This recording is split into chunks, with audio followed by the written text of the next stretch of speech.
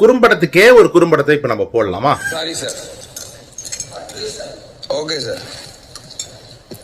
எப்படி வினோத mind wash பண்ணாங்களோ, பிரெயின் வாஷ் பண்ணாங்களோ, அதுதான் இன்னைக்கு வந்து விஜய் சரி சேனலும் சரி பண்ணிருக்காங்க. நான் எடுக்க மாட்டேன்னு சொன்னவங்க என்ன டேஷுக்கு போயிட்டு நான் எடுக்கிறேன் சீனை போட்டுட்டு இருந்தாங்க. எடுக்கிறேன் நான் எடுத்துக்கணும். வினோத் எடுத்தா தெரியுமா? அந்த மாதிரி நீ எடுத்துக்கணும். வினோத் எப்படி வருவாரு அப்படின்னு நீங்க சொல்வீங்க அப்படின்னா, ஏங்க அதெல்லாம் தெரிஞ்சுதானே பண்றது. பரவாயில்ல எடுக்க போறேன்னா ஹவுஸ் மேட்ச் வர மாட்டாங்களா? அப்படி இருக்கும்போது கண்டிப்பா எல்லாரும் வருவாங்க எடுக்கிறவா இல்லையா பாக்க. சோ வினோத் வருவாங்க, அந்த காமன் சென்ஸ் இல்லையா? இல்ல முட்டாளா எல்லாரும்? எனக்கு புரியல. விஜய் நல்லா சொம்பு தூக்கிட்டு வரீங்க. விக்ரம் அரோராவை பார்த்தாரு. அரோரா வந்து நான் எடுக்கட்டுமா அப்படின்னு கேட்டுச்சு. அப்புறம் வினோத் ஏதோ பேசிட்டு இருக்கும்போது அவர் வந்து ஆக்சுவலி அரோரா திரும்பிட்டாரு. அந்த இடத்துல கையெல்லாம் வைக்கல. அப்புறம் விக்ரம் கையை காட்டுறாரு. அப்படின்னு காட்டும் போது திருப்பி வந்து நான் எடுக்கிறேன் அப்படின்னு கையை நீட்டும் போது தான் வினோத் வந்து ஊட்டி விட்டு பெட்டி எடுத்துட்டாரு. சோ இதுவே கிளியர் மைண்ட் கேம் தான். ஆண்ட்ராவோட ஏவி பாத்தீங்களா? அதுல பிரஜன் ரெண்டாவது வரும்போது சைக்காலஜிக்கலா கேம் ஆடுனாரு. சைக்காலஜிக்கலான கேம் ஆடுன்னு சொன்ன பிரஜன் சொன்னதை வச்சு இவங்க நிஜமாலே சைக்காலஜிக்கல் கேம் ஆடினா வெளியில வந்து பார்வதியை கமருதனையும் அமிச்சாங்க. பயண வீடியோல அந்த ரெட் கார்டை காட்ட வேண்டிய அவசியம் இல்ல. ரெட் கார்டு என்ன, அதுக்கும் சாண்ட்ராவுக்கு என்ன சம்பந்தம்?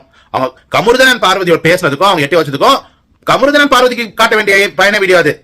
அதுல சாண்ட்ராவோட வீடியோல போட்டீங்க. மீனிங் சாண்ட்ரா வந்து கேம் ஆனதுனாலதான் இவங்க ரெண்டு பேர் வெளில போனாங்கன்றதுதான். வினோத் நேத்து உள்ள வந்தாரு. யாரு கேட்டா யாரோட இன்ஃபுளுன்ஸ்ல நீங்க எடுத்தீங்கன்னு யாரும் கேட்கல இல்லையா?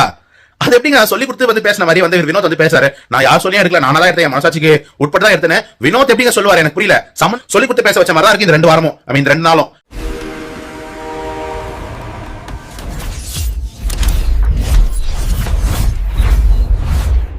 Hello passengers, welcome to Dhoni express. So இந்த வாரம் சாட்டர்டே சண்டே நடந்ததை பற்றி பேசுவோமா? அதுக்கு முன்னாடி ஒரு குறும்படம் போட்டாங்க இல்லையா? அந்த குறும்படத்துக்கே ஒரு குறும்படத்தை இப்போ நம்ம போடலாமா? அதை பாருங்க. நான் நினைச்சு எடுத்துட்டு போறேன், நான் எடுத்துட்டு போக மாட்டேன். பணம் எடுத்துட்டு போயிட்டா கனி ஆதிரி எஃப்ஜே வருவாங்கல்ல அடுத்த வாரம், அவங்க கூட வந்துடலாம். அப்போ அவங்களுக்கு அந்த வாரம் பேமெண்ட்டும் இருக்கும், பணம் காசும் இருக்கும். அந்த ஒரு வாரத்துக்கான பேமெண்ட்டும் கிடைச்சிடும். நான் டிக்கெட்டு பின்னாடி இல்லைன்னு எடுத்து வந்துருப்பேன்னு நினைக்கிறேன். உண்மையாக திருப்பல இது வாங்கிக்கோங்க. Kesari halwa. Sorry sir. Okay sir. இது வாங்கிக்கோங்க. Kesari halwa. Sorry sir. Okay sir. எடுத்துட்டுமா? கிளம்புறேன்னு சொல்லி அல்வா குத்துனுக்குறேன், நம்மளாம் குத்துனுக்குறே. எடுத்துட்டுமா? வேண்டாம். நான் ஒன்னும் சொல்லுவேன். அது அவளோட என்னோட சிஸ்டர் வாங்க எனக்கு வந்து. பாஸ் கானா வினோத். கானா வினோத். ஏண்டா? என்ன பண்ணோம்? எங்க வைக்கணும்? வச்சுட்டாரு. என்ன பண்ணோம்? எங்க வைக்கணும்? வச்சுட்டாரு. ஏய் வினோத், என்னாச்சு? எது கீழே போட்டீங்க? சோ இது நீங்க பாத்தீங்கன்னா கிளியரா அவங்களே அதை காட்டி மாட்டிக்கிட்டாங்க. வேற ஒண்ணும் இல்ல. நேத்து வந்து சப்ப கட்டு கட்டினாங்க இல்லையா? நேத்தும் சரி இன்னைக்கும் சரி ஃபுல் மைண்ட் வாஷ் தாங்க. அரோரா எப்படி வினோத மைண்ட் வாஷ் பண்ணாங்களோ, பிரெயின் வாஷ் பண்ணாங்களோ, அதுதான் இன்னைக்கு வந்து விஜய் சரி சேனலும் சரி பண்ணிருக்காங்கன்னு நான் சொல்வேன். நீங்க பாத்தீங்கன்னா அரோரா வந்து வினோத் கிட்ட பேசும்போது நான் டிடிஎஃப் வின் பண்ணியிருந்தா பண்ணாம இருந்தா நான் எடுத்துப்பேன். மீனிங் நீ எடுக்கல, நீ டிடிஎஃப் வின் பண்ணல, நீ எடு. ஹெல்மெட் ஆயிட்டா அது ரொம்ப அடுத்த வாட்டி வந்து இப்போ காசு எடுத்துன்னு போயிட்டா பேமெண்ட் அடுத்த வாரம் வரும், அதுக்கும் சேர்த்து வரும்.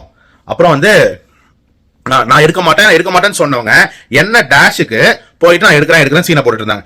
எடுக்கிறேன் நான் எடுத்துக்கணும். வினோத் எடுத்தா தெரியுமா? அந்த மாதிரி நீ எடுத்துக்கணும். எடுக்க போறேன் சீனை காட்டி நாங்க ஒரு கண்ணை காட்டுறது இதெல்லாம் நடந்துச்சு. இன்னைக்கு குறும்படத்துல நீங்க பாத்துருந்தீங்கன்னா உங்களுக்கு தெரிஞ்சிருக்கும். அரோரா வந்து எடுக்க போறேன்னு சொன்னாங்க. விஜய் கேட்கறாரு வினோத் எப்படி வருவாரு அப்படின்னு நீங்க சொல்வீங்க அப்படின்னா, ஏங்க அதெல்லாம் தெரிஞ்சுதானே பண்றது. இப்ப அரோரா எடுக்க போறேன்னா ஹவுஸ் மேட்ச் வர மாட்டாங்களா? இப்போ வினோத் எடுக்கும் போது நிறைய பேர் உள்ள இருந்தாங்க. ஆனா அதோட நான் எடுக்க போறேன் புலி வருதுன்ற மாதிரி போயிட்டு அதுக்கிட்ட அப்படி கையை மேலேயாவது பிளட்ஜ் வைக்கிற மாதிரி வச்சிருந்தாங்க. அப்படி இருக்கும்போது கண்டிப்பா எல்லாரும் வருவாங்க எடுக்கிறவா இல்லையா பாக்க. சோ வினோத் வருவாங்க, அந்த காமன் சென்ஸ் இல்லையா? இல்ல முட்டாளா எல்லாரும்? எனக்கு புரியல. விஜய் நல்லா சொம்பு தூக்கிட்டு வரீங்க. ரெண்டாவது விக்ரம் கண்ணை காட்டினாரு. அது அரோரா எடுக்கிறேன்னு சொன்னா வினோத் வெளில வந்துட்டாரு. வெளில வந்தோடனே விக்ரம் அரோராவை பார்த்தாரு. அரோரா வந்து நான் எடுக்கட்டுமா அப்படின்னு கேட்டுச்சு. அப்புறம் வினோத் ஏதோ பேசிட்டு இருக்கும்போது அவர் வந்து ஆக்சுவலி அரோரா திரும்பிட்டாரு. அந்த இடத்துல கையெல்லாம் வைக்கல. அப்புறம் விக்ரம் கையை காட்டுறாரு. அப்படின்னு காட்டும் போது திருப்பி வந்து நான் எடுக்கிறேன் அப்படின்னு கையை நீட்டும் போது தான் வினோத் வந்து ஊட்டி விட்டு பெட்டி எடுத்துட்டாரு. சோ இதுவே கிளியர் மைண்ட் கேம் தான். இந்த மைண்ட் கேம் வந்து இப்போ அவ்வளோ டேலண்ட் இல்லைன்னா, டேலண்ட் இருக்கிறதுனால தான் உள்ள இருக்கீங்க. அப்படி நீங்க தானே சொல்றீங்க டேலண்ட் இருக்கு. நீங்க எப்படிலாம் மைண்ட் வாஷ் பண்ணுவீங்கன்னு எங்களுக்கு தெரியாதா? அரோராவோட ஃபுல் கேமே பாத்தீங்கன்னா மைண்ட் கேம் தான் ஆனாங்க. ஸ்டார்டிங்ல இருந்து ஒன்னு துஷாரை வச்சுக்கிட்டு, துஷார் போயிட்ட பிறகும் துஷார் பேரை வச்சுக்கிட்டு, அப்புறம் கமருதன் வர்சஸ் பார்வதியா மைண்ட் கேம்ல தான் அடிச்சிங்க இல்லையா? சோ சாண்ட்ராவும் அதே மாதிரி. இப்போ சாண்ட்ராவோட ஏவி பாத்தீங்களா? அதுல பிரஜன் 2வது வரும்போது சைக்காலஜிக்கலா கேம் ஆடுனாரு. சைக்காலஜிக்கலான கேம் ஆடுன்னு சொன்ன பிரஜன் சொன்னதை வச்சு இவங்க நிஜமாலே சைக்காலஜிக்கல் கேம் ஆடி தான் வெளியில வந்து பார்வதியை கமருதனையும் அமிச்சாங்க. இல்லன்னு சொல்ல முடியுமா? இப்ப சரி, ஃபார் எக்ஸாம்பிள் இப்போ ரெட் கார்டு கொடுக்குறாரு, ஓகே கொடுத்துட்டாரு, எல்லாம் ஓகே. சாண்ட்ராவோட பயண வீடியோல அந்த ரெட் கார்டை காட்ட வேண்டிய அவசியம் இல்லை. ரெட் கார்டு என்ன, அதுக்கும் சாண்ட்ராவுக்கு என்ன சம்பந்தம்? அவங்க கமருதனன் பார்வதியோட பேசுனதுக்கும் அவங்க எட்டி வச்சதுக்கும் கமருதனன் பார்வதிக்கு காட்ட வேண்டிய பயண வீடியோ அது. அதுக்கு சாண்ட்ராவோட வீடியோல போட்டீங்க, மீனிங் சாண்ட்ரா வந்து கேம் ஆனதுனாலதான் இவங்க 2 பேர் வெளில போனாங்கன்றது தான் அதுக்கான அர்த்தம். இன்னொன்னு, இதெல்லாம் இவ்வளவு ரீசன்ஸ் இருக்கு நாங்க நம்புறதுக்கு. ரீசன் நம்பர் 3 or 4 வச்சுக்கோங்களேன். இத வினோத் நேத்து உள்ள வந்தாரு, சாட்டர்டே எபிசோட்ல ஸ்டேஜுக்கு வந்து பேசினார் இல்லையா? சம்பந்தமே இல்லாம அவர் யாரு கேட்டா யாரோட இன்ஃபுளுன்ஸ்ல நீங்க எடுத்தீங்கன்னு யாரும் கேட்கல இல்லையா? அது எப்படிங்க சொல்லி கொடுத்து வந்து பேசின மாதிரி வந்து வினோத் வந்து பேசாரு. நான் யார் சொல்லியும் எடுக்கல, நானா தான் எடுத்தேன், மனசாட்சிக்கு உட்பட்டு தான் எடுத்தேன். வினோத் எப்படிங்க சொல்லுவாரு? எனக்கு புரியல. சம்பந்தமே இல்லையங்க, அவர் யாரும் அந்த கேள்வி கேட்கவே இல்லையே. நீங்க யார் எடுத்தீங்கன்னு கேட்டா அது வேற. இவரா வந்து வாலண்டியரா இவர் வந்து சொல்றதை பார்த்தா யாரோ சொல்லி கொடுத்து போய் தயவு செஞ்சு சொல்லுங்க இது பேர் அந்த பொண்ணோட, அதாவது எப்படின்னா சொல்லி கொடுத்து பேச வச்ச மாதிரி தான் இருக்கு இந்த 2 வாரமும். இந்த 2 நாளும். நேத்து வினோத் அப்படி பண்ணாரு. இன்னைக்கு ஓட்டு கேட்கும் போது சொல்லி வச்ச மாதிரி ஒருத்தர் ஒரு பேரை சொல்றாங்க. சபரிக்கு 3 ஓட்டு, கேட்டவங்க 3 பேரு. அதாவது விக்ரம், அரோரா, சபரி இவங்க 3 பேருக்கும் பெரிய சொம்ப தூக்கிட்டு வந்துட்டாங்க சேனலே. நான் விஜேஸ் தான் அதுல வந்து நான் குறிப்பிட்டு சொல்லுவேன். ஏன்னா விஜேஸ் தான் வந்து அவங்க ரெப்ரசென்ட் பண்ணி வந்திருக்காரு. சோ அதனால விஜய் சொம்ப தூக்கிட்டு வந்துட்டாருன்னு சொல்ல முடியும். நிறைய பேர் என்ன கேட்பீங்க, சேனல் எடுத்த டெசிஷன் தான், அதை யார் வந்து நமக்கு ரெப்ரசென்ட் பண்ணி காட்டுறா? விஜய் தானே. அவர் இல்லன்னு சொல்லிருக்கலாம். இப்ப கமல் சார் பண்ணாததா? இவர் வந்து ஃபுல் அண்ட் ஃபுல், அதாவது இப்போ அடுத்த ரீசன் அப்படியே சேர்த்து சொல்றேன் கேளுங்க.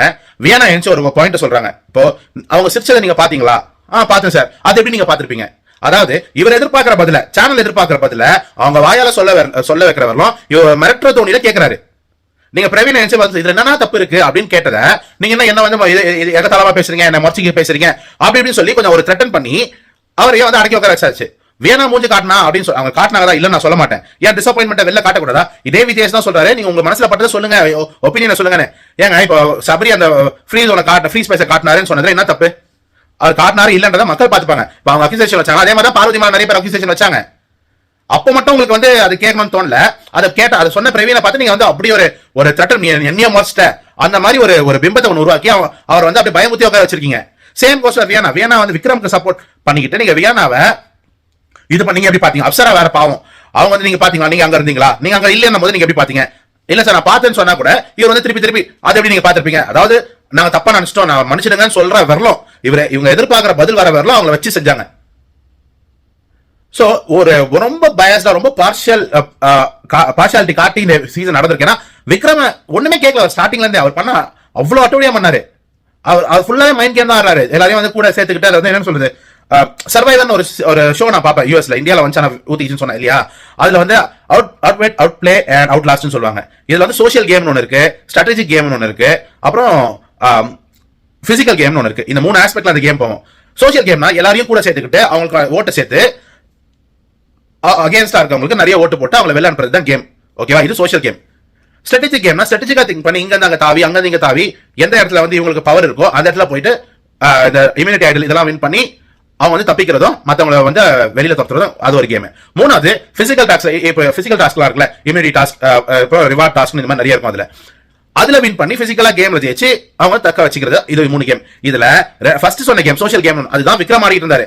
அவருக்கு நாமினேஷன்ல அவர் பேர்ல ஓட்டு விடக்கூடாது, மத்தவங்களுக்கு விடணுன்றதுக்காக அவர் அண்ணா அக்கா தங்கச்சி எல்லாரையும் சேர்த்து வச்சுக்கிட்டு அவரை ஒரு கேம் ஆடி இருக்காரு. ஏன் உள்ள பசங்களே இல்லையா? உனக்கு அண்ணன் தம்பியே கிடையாதா? இன்னைக்குமே நீங்க சபரி கிட்ட சொன்னீங்க அக்கா தங்கச்சின்னு. ஏன்னா ஃபீமேல வந்து அவர் சென்டிமெண்டா அட்டாக் பண்ணி தான் பண்ணாங்க. சோ அதுக்கேற்ற மாதிரி என்ன நடந்துச்சு, வியானா வந்து அது அகேன்ஸ்டா பேசின வியானாவை இன்னைக்கு திட்டி உட்கார வச்சு கடைசி என்ன பண்ணா 2 பேரும் பேசி சமாதானப்படுத்திக்கிற மாதிரி. இதுல என்னன்னா விக்ரம் ரொம்ப நல்லவரு வல்லவரு அப்படின்ற மாதிரி ஒரு பிம்பத்தை உருவாக்கிட்டாங்க.